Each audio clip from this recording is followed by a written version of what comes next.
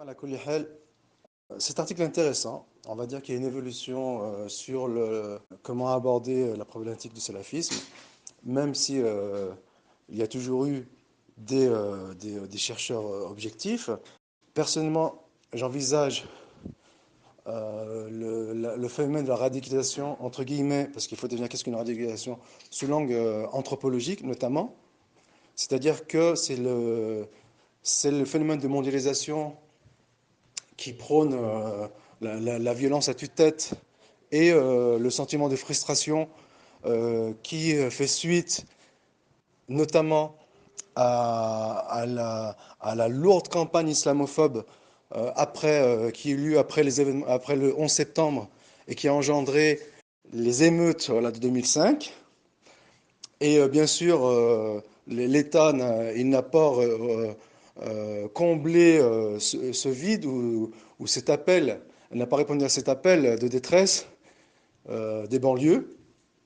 Donc le phénomène il s'est amplifié, donc il était concomitant avec la campagne islamophobe des médias, il s'est amplifié jusque dans les années 2000, à la fin des années 2000, c'est-à-dire en 2010, les banlieues, ils ont radicalisé leur position. C'est-à-dire qu'en fait, ce n'est plus les émeutes et on va dire ou la drogue qui est un réflexe antisystème, c'est la radicalisation religieuse. Et comme on est dans un contexte de violence sociétale, c'est l'indélinquance vers la criminologie ou le criminel, eh bien ça s'est transformé en radicalisation envers Daesh. Après, est-ce qu'il y a un socle commun avec le salafisme? Bien sûr que oui, il y a un socle commun avec le salafisme. C'est comme, les Jacobins, ils avaient un socle commun avec les idées de Rousseau. Donc on ne dit pas que Rousseau, c'est un djihadiste par excellence. On dit que, ou c'est un terroriste. On dit que les Jacobins ont utilisé les idées de Rousseau, de la même façon que les révolutions russes. Ils ont utilisé les idées de Rousseau. C'est la position extrême des idées de Rousseau égalitaire. Ça a amené les sociétés russes et voire les sociétés de dictature. Donc le socle commun, ça ne veut tout rien dire. Mais après, justement, il est là le problème. C'est qu'on envisage le problème sous le prisme occidental et qui est purement matérialiste. Alors que l'islam, il a une double dimension. Il a une dimension spirituelle et une dimension temporelle. Et justement, dans sa dimension temporelle, il y a la gestion de l'État. Et la gestion de l'État, elle se fait par le biais des armées.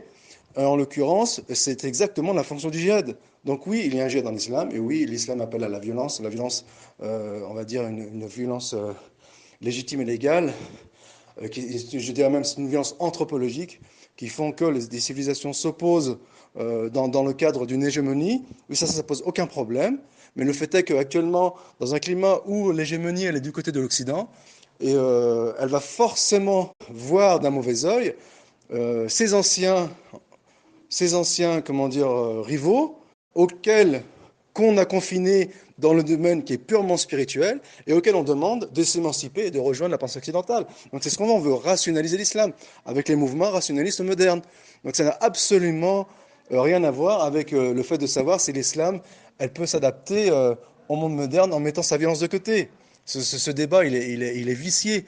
En fait, il est valable pour qui? D'un côté, pour des Occidentaux qui voudraient vivre en harmonie avec les religions, c'est-à-dire que mettre les religions sous leur tutelle, et ce discours est convient aussi à des musulmans qui vivraient en paix dans un contexte occidental.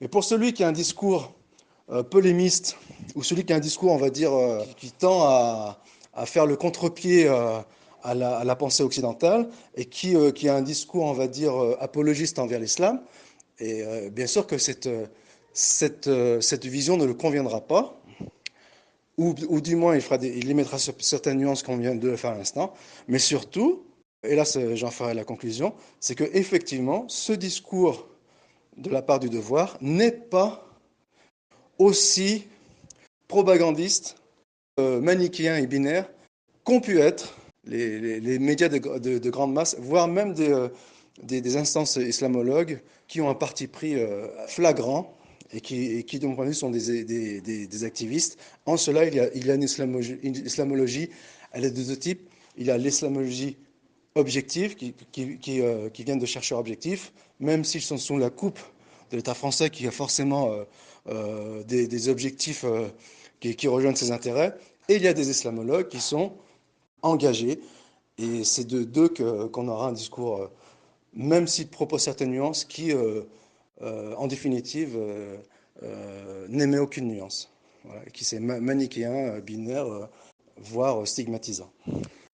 Et si globalement on peut comment dire, accorder à cet article une certaine objectivité, il fait montre d'imprécision lorsqu'ils disent que l'islam se distingue des autres religions par son aspect belliqueux. Étant donné que c'est, comme l'explique Cheikh Hassan ben Taymiyya, rahimahullah, c'est que dans l'Antiquité, c'est-à-dire c'est pas l'Antiquité, c'est-à-dire c'est à l'ère premier, c'est-à-dire à l'époque d'Adam et des premiers prophètes, Noé et les prophètes des premiers temps, et Dieu punissait un peuple par des fléaux du ciel. Ensuite, à partir de Moïse, la guerre elle est instaurée dans la religion. C'est-à-dire, elle fait partie intégrante de la religion avec Moïse. Donc, et tous les prophètes d'Israël, quand bien sûr ils étaient en mesure de le faire. En cela, Jésus fait exception. Jésus n'avait pas une approche belliqueuse. Il est venu en opposition justement, non pas à l'esprit belliqueux des Juifs, mais à l'esprit rebelle. Il est venu atténuer l'esprit rebelle qui était répandu chez les Juifs et dont la loi était belliqueuse. Voilà. Donc c'est Jésus l'exception depuis l'époque de Moïse. Et dans l'absolu, une loi est belliqueuse lorsqu'elle elle a les armées suffisantes pour défendre son ministère. Et quand ce n'est pas le cas, quand elle est en position de faiblesse, elle utilise la force soit à des vocations défensives, ou soit elle n'utilise plus la force. C'est-à-dire qu'elle opte pour une politique de résignation, et qui se contente du prêche, de l'évangélisation ou de son ministère, ou de répandre la bonne nouvelle, sans avoir recours à la force pour appuyer son ministère. Donc voilà comment il faut présenter la chose. En cela, l'article il manque de précision sur ce point-là. Donc le phénomène de radicalisation, c'est tant qu'il fallait définir le terme radicalisation, qui s'est produit au début des années 2010, c'est plus un problème anthropologique et sociologique qu'un problème religieux. D'ailleurs, Olivier Roy a très bien défini la chose lorsqu'il parle de radicalisation de l'islam et islamisation de la radicalité. Et donc, il dénote plus l'échec, c'est un échec social français, que on va dire les observateurs français mettent sur le compte de l'islam. Donc, l'islam, dans ce cas, est un exutoire, même si le parallèle est facile, même s'il est tentant de dire que l'islam est la cause, étant donné, encore une fois, grâce à ce socle commun, mais en réalité, c'est plus un échec social français qui s'est embourbé dans la mondialisation, plus qu'un échec de la religion musulmane, étant donné que la religion musulmane n'a aucun lien avec ces travers comportementaux. Et d'ailleurs, l'auteur de l'article le dessine très bien lui-même. Ainsi, pour résumer, l'islam elle a une double dimension, c'est-à-dire temporelle et spirituelle. D'ailleurs, Éric Zemmour l'a très bien compris. Il l'a tellement bien compris qu'il en fait un parallèle en fait caché avec sa propre communauté, puisque sa propre communauté fonctionne de cette façon. Michel Onfray, c'est l'alter ego de Zemmour. Après, on pourrait presque le soupçonner qu'il fait partie de la communauté, ne serait-ce que par l'aspect ou par les traits de son visage. Mais bon, ne spéculons pas. En tout cas, une chose est sûre, c'est que cette double dimension de l'islam pose problème, notamment à Zemmour, car il voudrait, en tout cas dans son discours officiel, que cette double dimension de l'islam, elle se soumette à la République française. Et il est tout là le débat. Et à la limite, Zemmour, quand il dit ça, il n'a pas tort. C'est-à-dire que, à la limite, le musulman intégré, qui voudrait profiter des avantages de la République française, il est mis en porte-à-faux par Zemmour. Ça va créer chez lui ce qu'on appelle une dissonance cognitive. Le premier réflexe qu'il va avoir, c'est que dire Zemmour est un menteur, est un islamophobe. Alors que, bien sûr qu'il y a une grande partie de son discours consiste à prêcher le vrai pour appeler au faux. Et en tout cas, il y a une partie de son discours qui a une base fondamentale, qui est que l'islam a une double dimension. Et cette partie du discours de Zemmour, étant donné qu'il lui, il enquille sur un autre discours qui vise à enflammer ou attiser un conflit de génération, pardon, de civilisation ou des guerres civiles en France, même si c'est de façon inconsciente. En tout cas, une chose est sûre, c'est que le discours de Zemmour, il met mal à l'aise les musulmans intégrés qui veulent profiter des avantages de la République. Voilà. Il faut savoir que tout projet civilisationnel, il a forcément recours à la violence. C'est un phénomène anthropologique. Et par sa double dimension, l'islam est une religion universelle, contrairement à la religion de Jésus, qui est venu pour redresser les brebis égarées d'Israël. Et pour comprendre ce phénomène, il faut savoir qu'il y a un phénomène anthropologique qui a été développé par Platon et Aristote et qui a été repris notamment par Ibn Taymiyyah et son élève Ibn al-Qayyim. Je dirais même que Ibn Taymiyyah, il en fait quasiment son cheval de bataille. Et j'en ai parlé par le passé, c'est également un leitmotiv du Coran. Et ce phénomène anthropologique est que l'homme, il se détermine par trois grandes forces. La première, c'est l'amour. Le second, c'est la haine. Et le troisième, c'est ce qui va réguler les trois, c'est le savoir. Et on avait expliqué aussi que ces trois grandes forces, elles rentrent dans deux grands ensembles, que sont le qawl et le qalb, la force de savoir, et amal al qalb, la force de l'amour, ou la force des sentiments, de l'amour et la haine. Et donc, la religion juive, elle était principalement axée sur la haine, c'est-à-dire en réaction à la persécution de Pharaon et à l'humiliation qu'ils avaient subie sous Pharaon, comme expliquait Ibn Taymiyyah. Ils ont eu besoin de réaffirmer leur identité avec un discours belliqueux et à l'époque où Dieu leur a donné l'autorité sur terre avec des prophètes qui les gouvernaient, grossièrement jusqu'à Salomon. Ensuite, c'est le déclin. Et donc, Jésus est venu pour redresser, c'est-à-dire que ça a mené à l'excès, c'est-à-dire après Salomon, on est dans l'excès, on est dans le chauvinisme à outrance, et Jésus est venu pour redresser cet excès et pour rééquilibrer cet excès en apportant l'amour. Souvent, on entend que Jésus, la religion d'amour est une religion universelle. C'est un argument qui est biaisé, étant donné que pour être une religion universelle, il faut respecter les deux ailes de l'oiseau, sinon l'oiseau ne peut pas s'envoler. Donc l'aile droite, c'est l'amour, et l'aile gauche, c'est la haine. Et en l'occurrence, Jésus, il appelait à l'amour, donc ce n'est pas une religion universelle. Et comme la religion juive n'est pas une religion universelle, l'islam est une religion universelle puisqu'elle appelle à l'amour et à la haine, et elle régule ces deux choses par le savoir, comme je l'ai expliqué par le passé. Quelle relation entretient l'orientalisme avec l'islam? Il y a une double relation. La première relation, c'est la relation que l'orientalisme, ou on va dire, ou l'humanisme, que l'humanisme, il entretenait avec le catholicisme, qu'il a mis sous son joug, c'est-à-dire que l'humanisme a mis sous son joug le catholicisme. C'est d'ailleurs la raison pour laquelle il appelle à une séparation. C'est ce qu'on appelle la laïcité. Qu'est-ce que la laïcité? La laïcité, c'est quoi? C'est la séparation du pouvoir religieux et du pouvoir politique. Mais en fait, comment dire, c'est un jeu de mots pour dire que le pouvoir politique humaniste a pris le dessus sur le pouvoir politique pour le pouvoir religieux de l'Église. C'est ça la séparation de l'Église et de l'État. On nous fait des jeux de mots. Et la plupart des gens tombent dans ce panneau. Ils pensent que c'est un idéal, que c'est un beau symbole de dire que la laïcité, c'est la séparation de l'Église et de l'État. Non, c'est la domination du matériel sur le spirituel. C'est aussi simple que ça.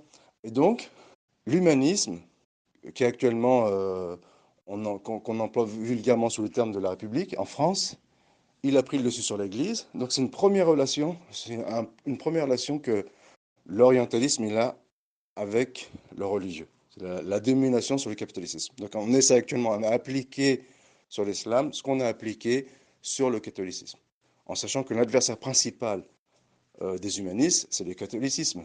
Donc par un effet d'islamo-centrisme, les musulmans pensent qu'ils sont la cible principale de la République. C'est faux, la cible principale et première, c'est le catholicisme. Ensuite, la deuxième approche qu'a l'orientalisme, c'est comment se comporter vis-à-vis d'un ancien rival qu'est l'islam, c'est-à-dire après son déclin, et sur lequel on a la domination. Donc il y a cette double approche. Et il est demandé donc à, à l'ancien rival d'avoir une posture de soumission. Et qu'est-ce que la soumission? C'est on va reprendre les mêmes agréments avec lesquels on a dominé le catholicisme, et qui est qu'on leur invite à être des progressistes, c'est-à-dire à s'émanciper de leur religion, comme on a demandé aux catholiques de s'émanciper de leur religion. Et en réaction à cette double humiliation, c'est-à-dire qu'il y a eu la domination militaire et ensuite la domination idéologique, c'est-à-dire que vous êtes une religion rétrograde et qu'on est venu pour vous réformer, et on prend vos richesses d'un côté, de l'autre côté on vous réforme, eh bien il y a eu des réactions plus ou moins violentes. Et donc il y a des formes extrêmes de cette violence. Et face à cette violence, à cette réaction violente de certains mouvements musulmans, qui de leur point de vue sont des résistants et qui du point de vue du colon ou de l'empire colonisateur ou impérialiste sont des terroristes. Et après, on peut discuter de la chose. Est-ce que ils le sont réellement ou non? Mais ça, c'est un autre sujet. En tout cas, du point de vue du puissant, ils sont des terroristes. Et du point de vue du faible, ils sont des résistants. Et donc, en réaction à cet impérialisme outrancier, humiliant, certains mouvements musulmans se sont revendiqués réactionnaires et ils ont eu recours à la violence. Et face à cette violence, comment réagit l'orientalisme? Il a réagi en réintroduisant c'est-à-dire le même symptôme qui a poussé ce mouvement à s'inscrire dans la réaction, dans l'opposition, voire dans la violence. C'est-à-dire que non, on vous a dit de vous plier, de vous soumettre, de devenir une religion progressiste, c'est-à-dire qui s'aligne à l'humanisme. Et si vous réagissez violemment, c'est que vous ne vous êtes pas suffisamment soumis à ce qu'on vous réclame. C'est exactement ça actuellement. C'est actuellement, on est en train d'injecter, et en fait, c'est pas un phénomène nouveau. On est en train d'injecter les mêmes graines d'insurrection dans le cœur de ces mouvements réactionnaires qu'on a fait par le passé et éventuellement qu'on a fait aussi avec les catholiques et avec lesquels on a plus ou moins réussi.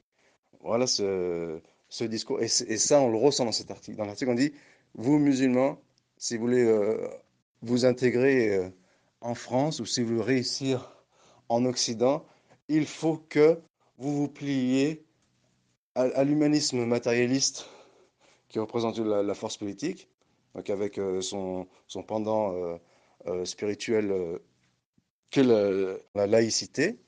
Et donc, vous émancipez de votre religion traditionnelle, comme l'ont fait les catholiques, et en cela, ils ont plus ou moins réussi en s'adaptant à cette nouvelle donnée qui est la toute-puissance du matérialisme et de l'humanisme. En définitive, c'est ce qui ressort de cet article. En cela, il n'y a rien d'objectif, il n'y a rien non plus de constructif, c'est juste un point de vue. Donc, à tel point de vue, nous on oppose un autre point de vue, c'est à celui qui sera le plus pertinent, le plus objectif, qui intellectuellement prendra le dessus, mais dans les faits, c'est celui qui est, euh, qui est cautionné par la toute-puissance de l'humanisme, c'est lui qui aura le dessus intellectuellement. Oui, dans les faits, il en est autrement au latéral. Alors j'aimerais faire une petite remarque sur l'orientalisme et la distinction entre l'orientalisme ancien et nouveau. Je pense que il est réducteur de dire que l'ancien orientalisme était respectueux que le nouveau orientalisme. En fait, dans l'ancien orientalisme, il y a un paradoxe. C'est-à-dire qu'à la fois, d'ailleurs, c'est cette double dimension dont je viens de parler, c'est-à-dire qu'à la fois, la double dimension, pour rappel, c'est que l'impérialisme occidental, il fonce idéologiquement sur les valeurs de l'islam, et en même temps, cet impérialisme, il s'attaque au catholicisme. Donc il y a une double action. Et cette double action, on va le retrouver chez les orientalistes. C'est-à-dire que les orientalistes, après la Révolution française, c'est-à-dire au 19e siècle, il y a un paradoxe chez les orientalistes. C'est-à-dire qu'à la fois, donc la double dimension dont je parlais, je me perds un petit peu dans mes propos, c'est que c'est la dimension économique, c'est-à-dire qu'il y a une invasion physique, économique des pays musulmans, et aussi il y a une invasion, c'est-à-dire une domination idéologique qui consiste à faire adapter les valeurs de l'islam à l'Occident. C'est ce qu'on appelle le progressisme. Et ce progressisme, il existe bien sûr dans l'ordre des Occidentaux eux-mêmes. Il est là tout le paradoxe, c'est que qui prend les rênes de on va dire, de l'invasion, de la contamination ou de la propagande, c'est le meilleur terme, le propagande intellectuelle chez les orientalistes du XIXe siècle, qui les prend en main? Ce sont des orientalistes à vocation chrétienne. En fait, ce sont les restes du catholicisme, c'est-à-dire que ce camp des catholiques, pour mieux les brider, on leur donne ces fonctions, on appelle outre-mer, c'est-à-dire dans les colonies, et qui est d'évangéliser, c'est une façon de contenir les catholiques, d'évangéliser les musulmans. Et c'est la raison pour laquelle il y aura beaucoup dans l'évangélisation des orientalistes, il y aura beaucoup, comment dire, où le message chrétien, il sera prépondérant, alors que à la tête de ces pays-là, il y a un message purement humaniste. Et c'est là tout le paradoxe. Et c'est d'ailleurs que quand on lit ces orientalistes, on a l'impression que la religion chrétienne est encore très imprégnée en France. Mais en fait, c'est trompeur. Et actuellement, le gros de l'orientalisme, il est purement matérialiste. Même s'il y a des chrétiens parmi eux, ils sont complètement imprégnés par la pensée matérialiste. Et par rapport à cela, ça ne dérange pas à certains islamologues d'avoir une approche objective, c'est-à-dire non dénigrante ou non décriante contre la religion musulmane, mais c'est pas en tant que chrétien, c'est en tant que matérialiste. Donc, ce genre de détails peuvent porter à confusion et peuvent amener à des fausses pistes. Wallahu ta'ala.